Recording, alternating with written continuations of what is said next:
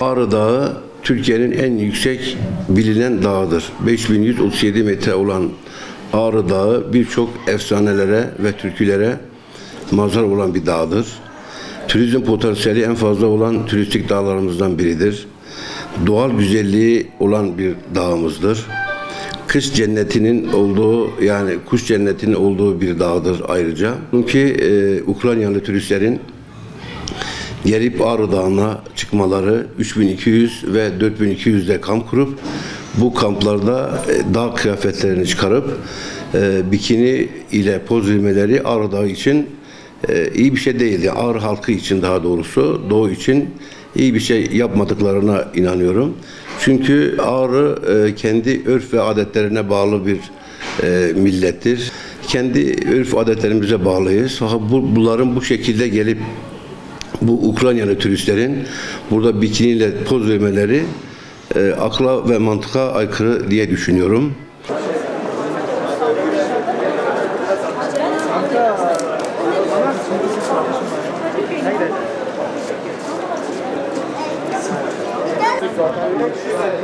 Öncelikle tabii Ağrı'nın tanıtımı, turizme katkısı, Ağrı Dağı'nın bu konuda PR'ının yapılmasıyla ilgili hiçbirimizin itirazı yok. Zira bu noktada hepimizin şikayetçi olduğu bir durumdur. Gerek sivil toplum kuruluşları olarak, gerek yazar çizerler olarak, gerek bir vatandaş olarak Ağrı'nın sürekli bir tanıtım eksikliğinin olduğu, bir lobi eksikliğinin olduğunu her zaman dile getiriyoruz. Bu noktada buna karşı olmadığımızı öncelikle belirtmek istiyorum.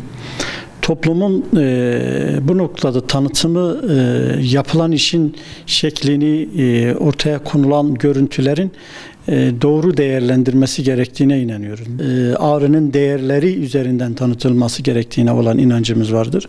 Zira Ağrı'nın gerçekten kendi öz kaynaklarıyla, kendi elindeki imkanları, var olan değerleri göz önünde bulundurularak ve gerçek anlamda gün yüzüne çıkarılarak ortaya konulacak bir tanıtımın hem şehrimizin ruhuna hem toplumumuzun gerçekten değer yargılarına, örfüne, adetine, inancını incitmeden, bu anlamda bu dokuyu bozmadan yapılabileceğine inanıyoruz. Bu noktadaki tanıtım mı veya bu işin altında başka bir şey var mı? İşin doğrusu henüz kestirebilmiş değiliz. Çok masum bir durum gibi gelmiyor bize. Zira işte dağın belli bir kısmına çıkıp orada bir dağcı olarak eğer gerçekten tanıtımı yapılmak isteniliyorsa yine maksat hasıl olmuş olacaktı. Ukrayna'dan gelen dağcıların burada Ağrı Dağı'na tırmanışı, geldiği nokta veya daha sonra inerken dönüşünde basınla paylaşılabilirdi. Orada yine kendi sosyal medya hesaplarında veya basının davet edilerek yapılabilecek bir katkı sunulabilirdi. Ancak belli bir noktadan sonra orada uygunsuz kıyafetlerle yapılan gösteri, yapılan şey tanıtımın çok da masum bir şey olmadığını, buradaki niyetin aslında Ağrı Dağı'nın veya Ağrı'nın tanıtımından ziyade başka bir hedefi olduğu gibi bir düşünceye sevk ediyor insanı.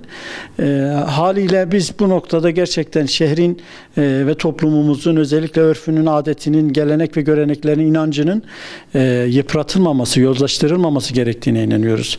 En temelde kadının bu noktada zaten böyle kapitalist anlayışın kadını bir metaya dönüştürdüğü, işte araba reklamından ciklet reklamına kadar her şeyde kadının bedeninin teşhir edildiği bir anlayışı tasvip etmiyoruz, doğru bulmuyoruz. Bu Ağrı Dağı'nda da olsa böyle, bir reklamda da olsa böyle, bir filmde de olsa böyle. Burada nihayetinde gelinen nokta aile bütünlüğünü bozma, toplumsal ahlaki değerlerin yıpranması, aşınması ve gerçekten nesillerimizin ahlaken erozyona uğramasına vesile, sebep oluyor. Bu noktada biz kesinlikle tasvip etmiyoruz. Bu organizasyonun hangi kişi ve kurumlar tarafından yapıldığını bilmiyoruz. Gerçekten bunun da gün yüzüne çıkarılması gerekiyor. Burada bir ihmal mi var? Yoksa bir kasıt mı var? Bu insanlar buraya çıkıp belki buraya çıkarken yetkililer bu şekilde de bilgilendirmemiş olabilir. Ama kesinlikle bu işin peşinin bırakılmaması gerekiyor. Bu noktada bu yapılan eylemin sorumluları ile ilgili kamuoyunun bilgilendirilmesi gerekiyor. Biz ağrımızı yine kendi kaynaklarımızla, alim ve ulemalarımızla, denkbeşlerimizle, sivil toplum kuruluşlarımızla, Ağrı'nın yazar ve çizerlerinin bir araya gelebileceği platformlarda tanıtma noktasında gayret göstermeliyiz.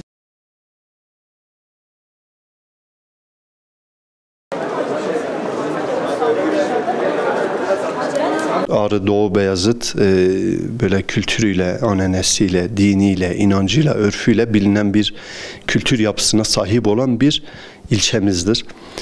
Haliyle daha önceki malum Hercai denilen dizi, o fragmanın orada müstehcen sahnelerin çekilmesi, son zamanlarda malum podyum, işte mankenlerin orada o podyumda yürümeleri vesaire, yani bunların böyle üst üste gelmesi ve ardından da Ukraynalı bu dağcıların böyle çıplak bir şekilde bikiniyle, işte mayolarla görüntü vermesi, yani akla tabii farklı şeyler getiriyor. Tabii burada bizim öncelikle yetkililere sesleniyorum. Yetkililerden şunu rica ediyoruz. Ağrı İsa Paşa Sarayı olsun, Ahmedi Hani Hazretleri olsun, gerçekten bu inanca, bu örfüne bağlı olan yerin böyle müstehcen sahnelerle gündeme gelmemesini istiyoruz. Tabii ki istiyoruz. Turizmdir. Turizm sektörünün ne kadar getirisinin olduğunun da farkındayız. Fakat bu demek değildir ki müstehcen sahnelerle burası tanıtılacak. Bu kültürel şeylerinin tanıtılması müstehcen sahnelerle olacak diye bir şey yoktur. Burada toplumumuz duyarlıdır. Kesinlikle bu tür şeyleri gerçekten kabul görmez, kabul etmez. Ama yetkililer kalkar burada bu dediğimiz gibi bir podyumun, işte mankenlerin orada gelip defile yapmasına müsaade ederse, Hercai denilen dizinin orada çekilip fragmanının yayınlanması, ben diyorum ki Ukraynalı bayanlara da, o kadınlara, o dağcılara da cesaret vermiştir. Buradan rica ediyoruz yetkililerin bu tür şeylerle gündeme gelmemesini istiyoruz ve istiyoruz turizm sektöründe gerçekten turistlerin oraya akın etmesini istiyoruz, ama bunların meşru daire çerçevesinde tanıtılması bizler için daha iyi olacaktır diye düşünüyorum. Buraların sahipsiz olmadığını bilmeleri gerekir.